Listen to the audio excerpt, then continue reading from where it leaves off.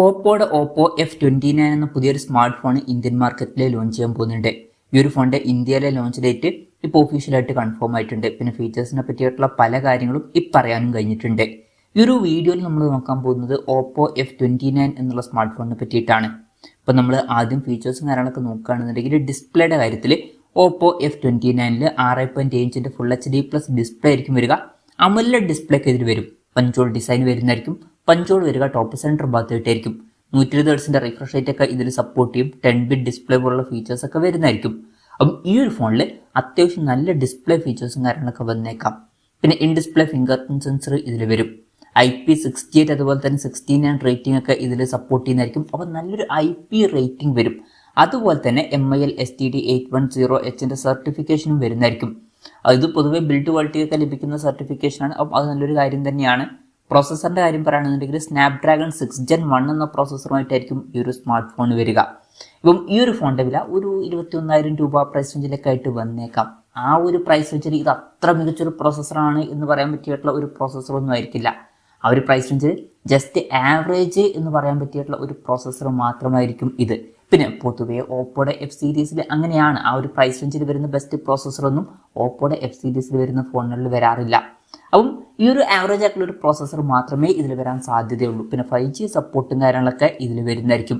ഫോണിൻ്റെ base വേരിയന്റിൽ 8GB റാമും 128GB ഇന്റേണലും വരുന്നതായിരിക്കും. 8GB റാമും 256GB ഇന്റേണലുമായിട്ട് വരുന്ന ഒരു വെർഷനും വരും. പിന്നെ Android 15 ബേസ് ആയിട്ടുള്ള സോഫ്റ്റ്വെയർ ആയിരിക്കും ഇതിൽ വരിക. ക്യാമറയുടെ കാര്യം പറയുകയാണെന്നുണ്ടെങ്കിൽ ഫോണിൻ്റെ പിന്നിൽ ഡ്യുവൽ ക്യാമറ സെറ്റപ്പ് വരുന്നതായിരിക്കും.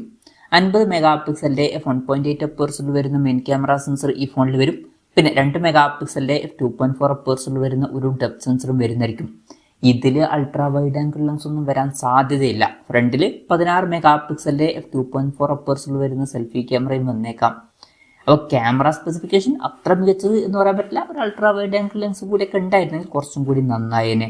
പിന്നെ ബാറ്ററിയുടെ കാര്യത്തിന് 6500 mAh ബാറ്ററി ഇതിൽ വരുന്നതായിരിക്കും.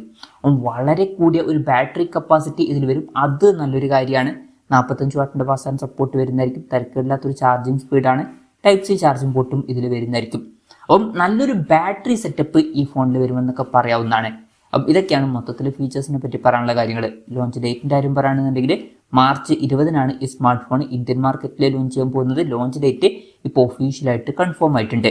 പിന്നെ വിലയുടെ കാര്യം പറയുകയാണെന്നുണ്ടെങ്കിൽ അതിനെ പറ്റിയിട്ടുള്ള കൂടുതൽ കാര്യങ്ങൾ പറയാൻ കഴിഞ്ഞിട്ടില്ല. എന്നാലും മുമ്പ് ഓപ്പോ F27 എന്നുള്ള സ്മാർട്ട് ഫോൺ ഇന്ത്യൻ മാർക്കറ്റിൽ 21,000 രൂപ പ്രൈസ് റേഞ്ചിലൊക്കെ ആയിട്ടാണ് വന്നിട്ടുള്ളത്. അപ്പം ഈ ഒരു സ്മാർട്ട് ഫോൺ നമുക്ക് ആ ഒരു പ്രൈസ് റേഞ്ചിലൊക്കെ ആയിട്ട് തന്നെ എക്സ്പെക്ട് ചെയ്യാവുന്നതാണ്. കൺഫർമേഷൻസ് ഒന്നുമില്ല, ജസ്റ്റ് നമ്മുടെ എക്സ്പെക്ടേഷൻ പറഞ്ഞു എന്നേ ഉള്ളൂ. എന്തായാലും ഓപ്പോ F29 5G എന്ന പുതിയൊരു സ്മാർട്ട് ഫോൺ ഇന്ത്യൻ മാർക്കറ്റിലൊക്കെ ലോഞ്ച് ചെയ്യാൻ പോകുന്നുണ്ട്. ഈ ഫീച്ചേഴ്സുമായിട്ട് വരുന്ന ഓപ്പോയുടെ F സീരീസിൽ വരുന്ന ഒരു ഫോൺ നിങ്ങൾ ഏത് പ്രൈസിങ്ങിലാണ് എക്സ്പെക്ട് ചെയ്യുന്നത് എന്നുള്ള കാര്യം കൂടി ജസ്റ്റ് ഒന്ന് കമൻറ്റ് ചെയ്യുക.